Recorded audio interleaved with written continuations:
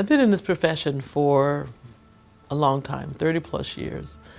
And the day I entered the profession, the biggest conversation was about the gap between children who are socially and economically in different places. Access to resources is really what we're talking about. There's such inequalities when children enter kindergarten. They have such differences in the skills that they bring, in their social emotional development. There are huge systematic gaps in children's home learning environments. By the age of 4, poor children hear 30 million fewer words than wealthy children. I'm 30 years into it and we're still talking about the same gap. We need to rethink what we're doing, because clearly doing the same thing, I think someone defined as lunacy. I'm going to say it's past lunacy because we researched it. Suddenly we have these technologies that allow us to reach families that we've never been able to reach before. We reach parents on their cell phones, and we provide tips for building school readiness skills, asking them to make the most of the things that they already do with their children. Morning routines, getting ready for school, preparing meals, bath time, doing these really small things that add up to big change. The difference is obvious. It's the texting. It is a strategy that we don't have to work very hard at actually having everybody access. What's most exciting is the impact that it's having on children. To get children 2 to 3 months ahead at this critical time period is absolutely crucial. And what makes it so promising? It's that parents really love it. It's really inexpensive and super easy to scale. This year alone, we're expanding Ready for K into 20 different states. Ready for K gives us an opportunity to rethink what we've been doing, and we do it together. Education and technology working hand in hand.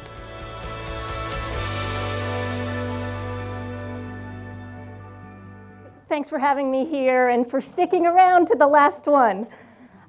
My name's Susanna Loeb. I'm a professor at Stanford and co-founder of Ready for K with Ben York, who's back there. There he is. He'll answer the detailed questions.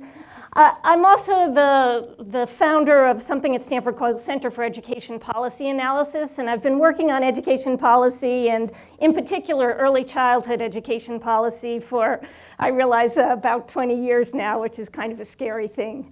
So tonight I'm going to talk to you about Ready for K, and Ready for K is a text message-based program for parents that provides information and easy activities in order to build strong home learning environments.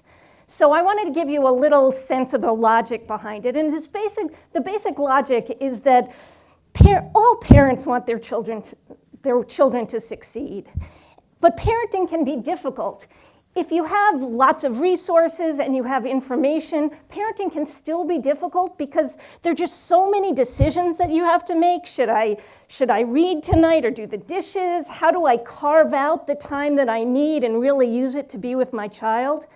And if you're in a family where the resources are more constrained or where you grew up without such educational supports, then your defaults in times when you've got so much to do won't produce the kind of positive home learning that we really want for all kids. As a result of these difficulties, there are really big differences in the experiences that young children have, and as we've been hearing tonight, during this very important time of development. And so we're not the first to think, well, let's work with parents. Parenting programs and interventions for parents are kind of notoriously ineffective. So we have these workshops at schools, and they're really well-meaning workshops, but it's very hard to get parents to come to them because either they're at night when the parents are responsible for the kids, or they're during the day when the parents are working.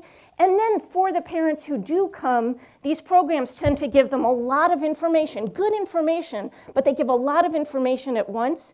And it's really hard to take that pile of information and actually turn it into the kind of behavior change that you need over long periods of time. So there have been some effective programs. In particular, there's a set called the Nurse Home Visitation Programs, where nurses go into the homes and spend long periods of time with families over a long period of time. And they do see positive behavior change in that case, and then better outcomes for the children as well. But those things are really expensive, easily $10,000 and just not scalable. So a logical conclusion may be to turn to something like Head Start or other kinds of early childhood education programs instead of the parents, but that seems like such a shame given the kind of intensity of feeling that parents have about the success of their kids, and also all that one-on-one time that parents have the ability to have with their children. So we have this kind of conundrum there, but there's also been this kind of revolution in communications over the last 20 years. It's much easier now for me to reach other people that I know, for us to talk to each other, and it's also become much easier to reach parents at a large scale. In particular, texting has made it easy to reach parents at a large scale, and so that's what we're building our program on, and I just want to give you a couple of examples. So, let me see. So at Ready for K, what we do is each week we send parents 3 different messages. On Monday, we send parents what we call a fact text. And in the fact, we provide information about an important literacy skill. I have an example here, which is why I had to get the card out. Otherwise, I would give you things from kind of multiple different ones. So this one should be consistent. Fact: children need to know that letters make up words. Kids with good letter knowledge become stronger readers. So it's just a very simple information that creates buy-in and has parents focus on a particular kind of skill. Then on Wednesday, what we do, and what we think is particularly important, is we provide an activity where you don't have to choose what to do. It just gives you a very specific little activity that you can do. So for this one in particular, I also should have brought glasses. Tip: point out the first letter in your child's name in magazines, on signs, and at the store. Have your child try. Make it a game. Who can find the most? So it's just a basic activity. It's an interactive activity. Then on Fridays, we send a growth tip that gives encouragement, because it's really important to encourage parents, and then gives another extension tip along the same lines. So for example, we have growth. Keep pointing out letters. You're preparing your child for K. Point out each of the letters in your child's name and ask, what sound does it make? Okay, so we have that program. And like any curriculum, what it does is it starts off easy and it gets more difficult and it circles back around and repeats it again and again. And it also tries to build on the activities that parents do every day, or at least most days with their kids, like bath time and meals and getting ready for bed or getting ready for school. And a lot of the texts focus on conversations, because conversations are great for building vocabulary, they're great for building comprehension, and they also create this child-parent bond that we're really working towards. So texting is so much out there that sometimes it's easy to forget how powerful it can be. Even parents who would never come to the workshops, the kinds of workshops that I was talking about, have access to texts and use text all the time. Apps are an interesting one because they can send out little reminders, but you need to have a smartphone to use apps. And in addition to needing to have a smartphone, you have to actually make the choice to use it. And that alone, and kind of understanding how it works, is a surprisingly big barrier. So we created Ready for K at Stanford, and then in 2013-14, we implemented it in the San Francisco Unified School District's preschool programs and as a random control trial so that we could test the effects of it, and the effects were really dramatic. First, the parents loved it. They reported doing far more home literacy practices with their children than the parents in the control group. The teachers who didn't know which parents received the text reported that the parents who did came in and talked with them more about their children, asking things like what they could do at home to help with their children learn to read.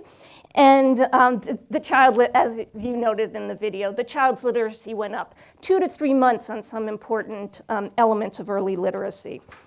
So text messages can reach families, and if you design text messages well, they can improve child behavior.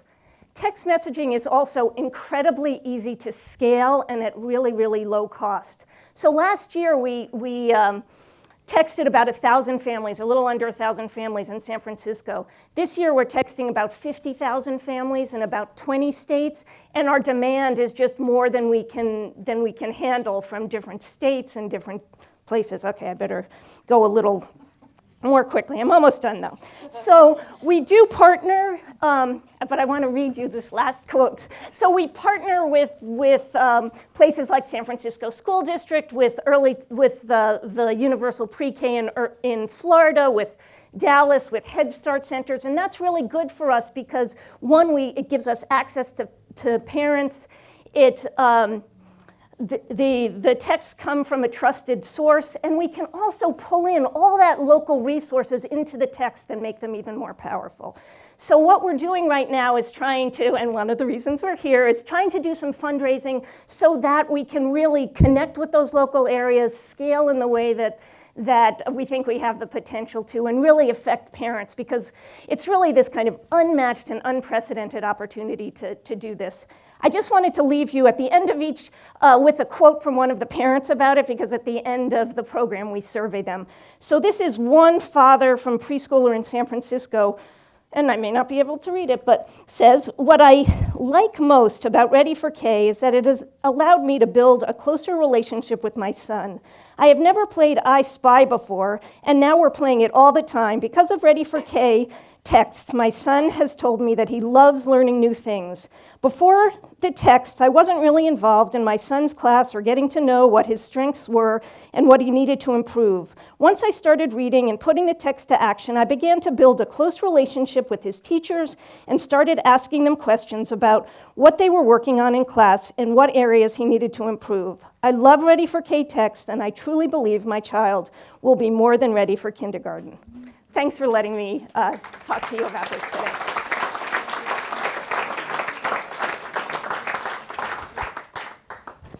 I already asked a question.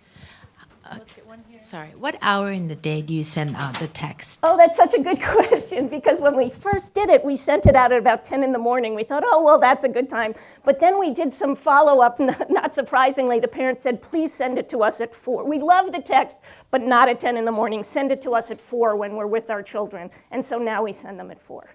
And we'd really like to be able to personalize it so that parents could actually choose what time of day to get them. I'm curious about what you anticipate is the trajectory for scaling this. So would it stay at the labs, or are you going to spin this off as a nonprofit, or assuming this could grow, where will it be housed? Yeah, right now we're housing it at Stanford because it's giving us the opportunity to scale, and we're very comfortable there. But we can imagine a situation where we could be more effective if we move to a different format. So we're not really sure what we're doing there yet. But right now, because the pace is so fast, it's very nice to have an institution behind us that can help us meet the pace, at least at this point.